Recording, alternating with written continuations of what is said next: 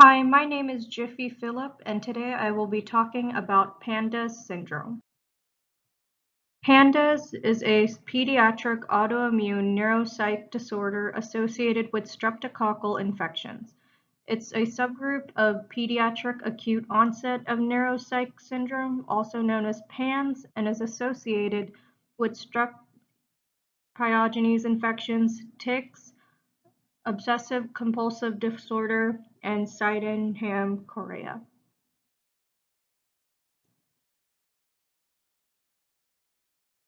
The etiology of PANDAS is mainly from strep pyogenes because it is infection triggered.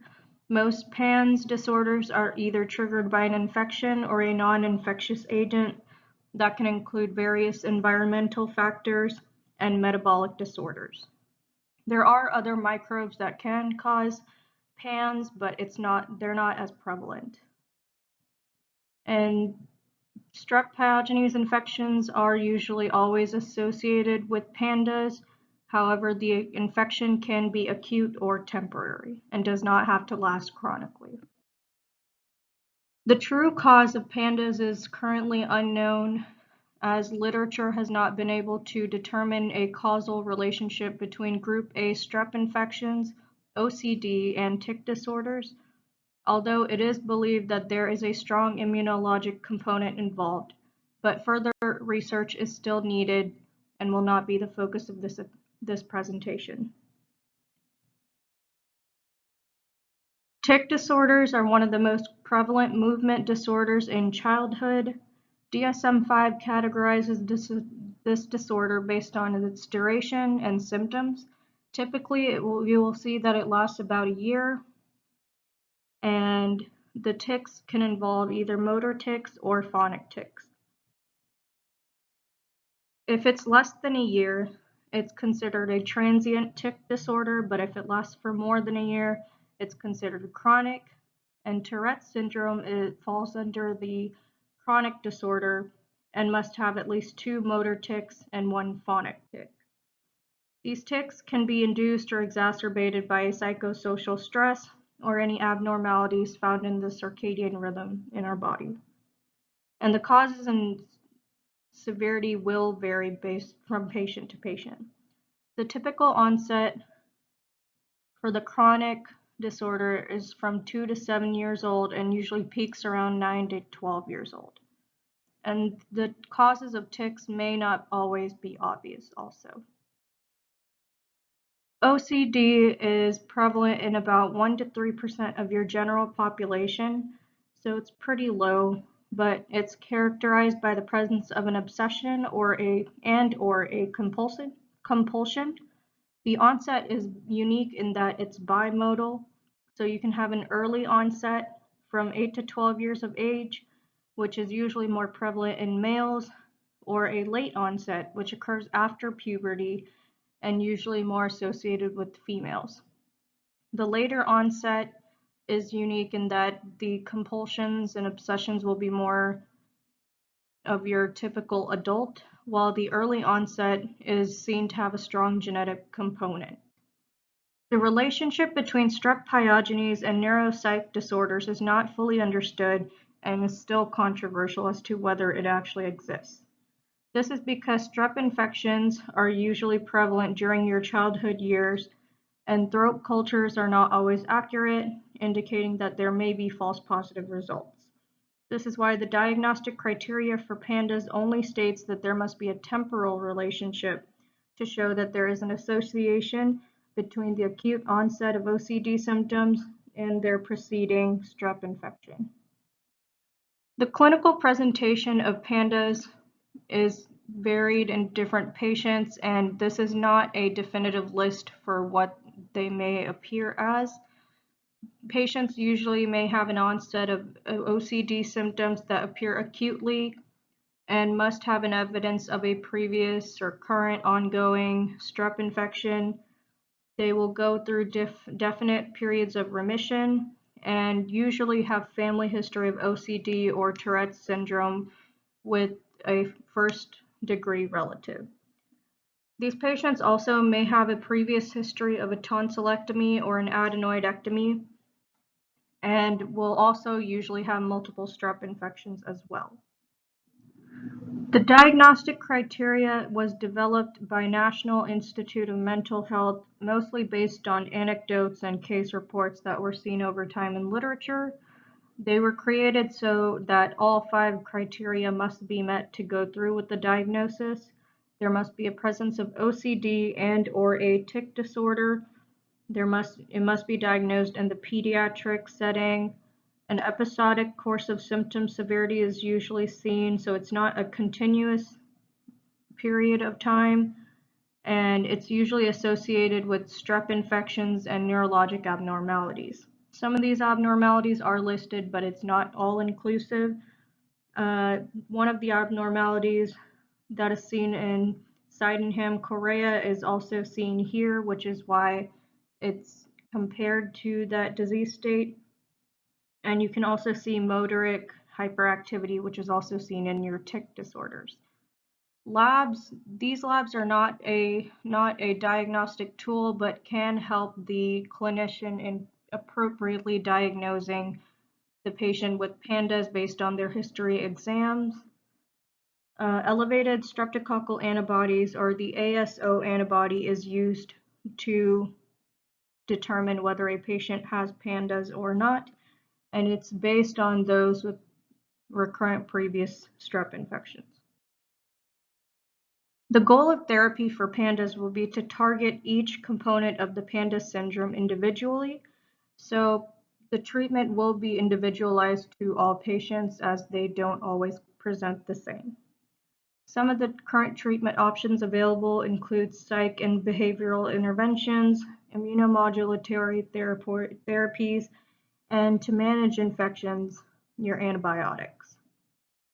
It's important that patients and their families know that the amount of care and attention required to take care of a patient with PANDAS, so that the caregivers can be more successful in managing their child's condition without being heavily burdened.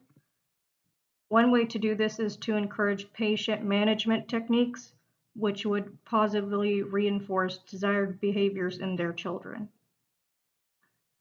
There's a lot of different variety of symptoms that can present with a child with PANDAS.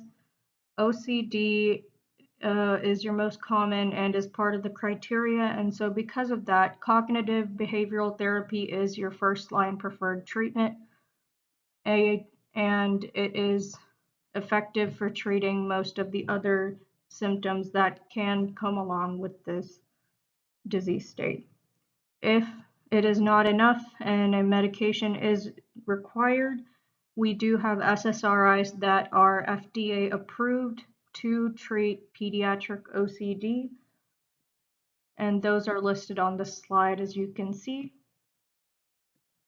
The other symptoms can include restriction of nutrition and hydration, tics, irritability, anxiety, ADHD symptoms, which may result in a later diagnosis of ADHD, sleep disturbances, depression, and psychosis, and also pain. For pain, we necessarily don't treat it immediately. We would have to determine what the actual cause of the pain is, and so for that, it will require the help of a pain specialist or a rheumatologist to determine what is causing the actual pain. For most of your symptoms, you can use the cognitive behavioral therapy, and if not, there are medications that we would use normally like you would in your typical child that does not have PANDAS. The reason I mention adequate nutrition and hydration is that since some children may restrict how much they eat and drink, it's important to maintain their vitals and make sure that they're getting adequate amount of electrolytes and nutrition to develop properly. So and if it does not improve over time, it may lead to hospitalizations. So it's important that we maintain adequate nutrition and hydration as part of their treatment. Other therapies that can be used are your immunomodulatory therapies. These are typically used and reserved only if previous attempts have failed, and it's based on the severity of their symptoms. Usually you'd start off with NSAIDs for your mild symptoms, and if it increases to moderate to severe, the list progresses on. So you start off with your NSAIDs, and you can do corticosteroids such as prednisone, dexamethasone, or methylprednisolone. You want to do these in short bursts to avoid any potential side effects. You want to start a high dose IVIG in your moderate to severe patients. You can also start TPE in your moderate patients also, especially if it's life-threatening. It's encouraged, and rituximab and mycophenolate mofetil is usually reserved as last line or in your severe patients.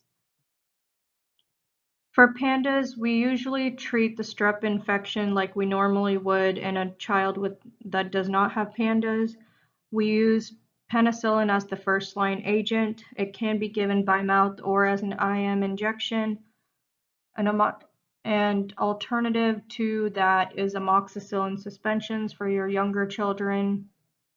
And we do have alternatives available if the patient has a penicillin allergy. Some of these include cephalosporins like cephalexin or cefadroxil, and macrolides such as clindamycin, azithromycin, and clarithromycin. The duration of therapy is going to be 10 days, with the exception being azithromycin for 5 days. Secondary prophylaxis is not really recommended in your general PANDAS patient population. It's really controversial as to whether a neuroprotective effect is present. And so if it is something to consider, we usually reserve it for those with a severe disease. Probiotics have also been studied in PANDAS patients, but has not been able to provide a significant benefit, so it's not recommended. Vitamin D also has been seen to possibly play a role in the immune system and increase the immune defense for these patients.